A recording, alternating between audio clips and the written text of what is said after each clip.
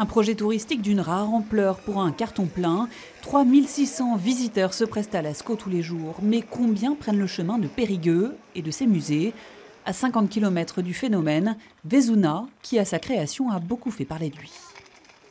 C'est la première chose qu'on visite, très agréable, très intéressante. Oui. Chaque coin du Périgord a ses particularités. On a beaucoup aimé se balader le long de la Vézère avec les enfants.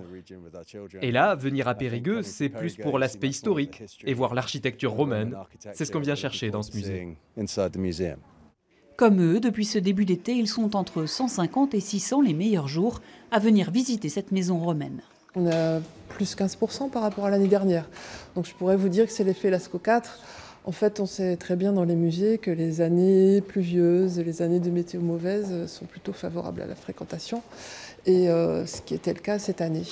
Mais Vezuna est encore sur la carte des 20 grands sites de Dordogne à visiter, ce qui n'est pas le cas du musée d'art et de préhistoire de Périgueux. 2000 touristes au mois de juillet tout de même, et là aussi une légère augmentation. On a beaucoup d'animations à Périgueux, on a un très très bon cru du festival Mimos cette année, vraiment, avec beaucoup de monde, 80 000 personnes. On a les nuits gourmandes qui ont connu beaucoup de succès également, et tout cela, bien sûr, avec la communication qui va avec, permet d'attirer les visiteurs, je l'espère, de Lascaux 4 vers la ville de Périgueux. Une tendance qui se confirme également ici, plus petit musée de la ville, grand par sa collection. Médaille de la hausse de fréquentation, le musée militaire s'en tire avec les honneurs et 345 visiteurs en juillet.